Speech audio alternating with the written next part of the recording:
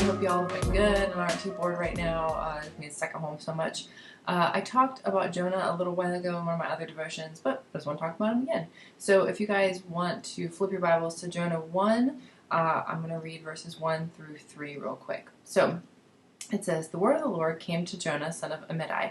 Go to the great city of Nineveh and preach against it, because its wickedness has come up before me." But Jonah ran away from the Lord and headed for Tarshish. He went down to Joppa, where he found a ship bound for that port. After paying the fare, he went aboard and sailed for Tarshish to flee from the Lord. So first off, I just want to say, saying the word Tarshish is an extremely weird word to say because it sounds like you're saying it incorrectly when you're saying it correctly, but just want to throw that out there. So anyways, so the next two things I want to talk about are the first thing, Jonah heard what God commanded, and the second thing is Jonah did the complete opposite of what God commanded him to do. So let's talk about the first thing. Sometimes it seems kind of hard to hear God, and other times it's like, man, God is definitely talking to me right now and telling me what to do. For Jonah, he couldn't deny that God was talking to him and telling him what to do. He knew that God was telling him to go and tell these people that were known for being really bad that God was going to judge their city because of how evil they were. So learning how to follow God starts with learning to listen to God. You know, if I were to send you guys a text message right now, not all of you would reply immediately because maybe your phones are off, the battery's dead, your phone's broken, or you're just, ignoring me. But when God speaks to us, there's never a communication problem on His end. If there's a problem or an issue, it's on our end. We might not hear what He's saying to us because we've got maybe sin in our lives that we haven't dealt with yet, we haven't given to Him yet, and it's kind of clouding our minds or our judgment. Or we're too busy to take the time to pray and study the Bible. Or because what we're hearing from God isn't what we want to do. But if we're really trying to follow God and follow that in our lives, then we need to learn to listen to Him and actually do what He's telling us to do. God's given us the Bible as His main form of communication, so by spending time studying it, that's a way to listen to Him. So let's jump over to the second thing real quick. So Jonah heard God, and he knew exactly what was being said to him by God, but he didn't want to do it. But what do we do when that happens in our lives? The church answer is do it, right? Obey God. But do we always do that? Not all the time, especially when it's something that we're really not a fan of doing. So when we were kids, we learned opposites. Hot, cold, tall, short, day, night, weird, normal, ugly, pretty.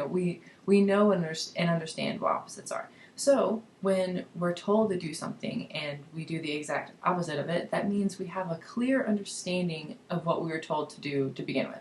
So your mom says, clean your room.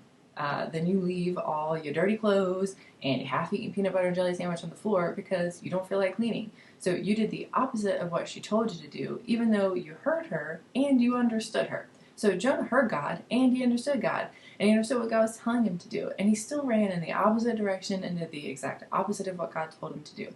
So how many of us, have run away from a command that God's given to us? I know I have, maybe way more than I would like to admit, but maybe we haven't been told, to go to a country where we're not really welcome and tell everyone there to turn to God because of how terrible they are, and, God's going to destroy them if they don't. But if we're running away from God, then we're in the same boat as Jonah. No pun intended. But, we're blatantly disobeying God if we're completely ignoring what we know He's telling us to do. When it comes to listening to God and immediately obeying Him, Jonah shouldn't be our role model. He tried to get away from God and ignore His voice and run away. Jonah should be the guy that we look at and learn from his bad decisions and then don't do what he did. So I'm going to also read Romans 8:28. So it says, "And we know that in all things God works for the good of those who love Him, who have been called according to His purpose."